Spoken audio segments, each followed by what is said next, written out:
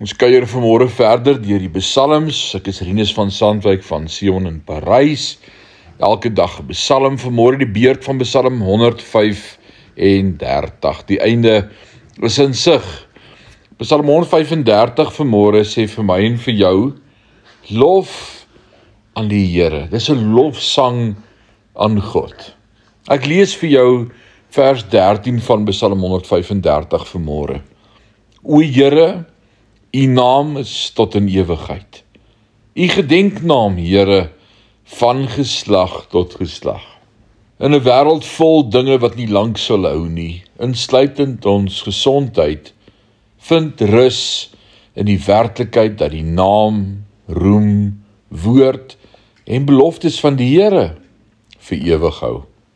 Al hierdie dinge hou deur die eeue heen.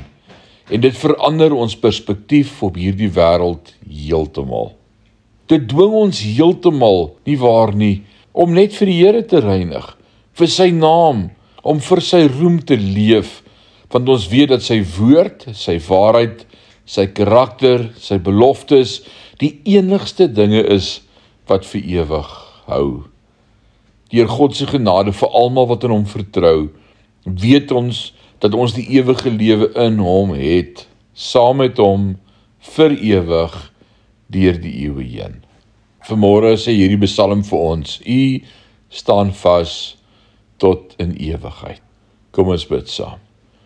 Ewige God en hemelse Vader, vanmôre wil ons net uit hierdie loflied uit vanmôre aan U die lof bring en vir U sê, U is 'n wonderlike God, daar is niemand soos U nie. U is onveranderlik, en U staan vas tot in alle ewigheid.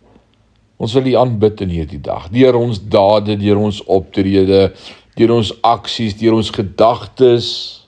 Dink aan daardie woorde van die lied wat sê, mag elke woord wat uit my mond kom wees soos heuning, elke gedagte van my hart wees soos die môredou, elk onuitgesproke woord, elke saak wat ek bedink.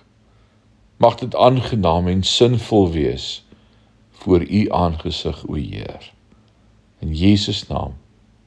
Amen.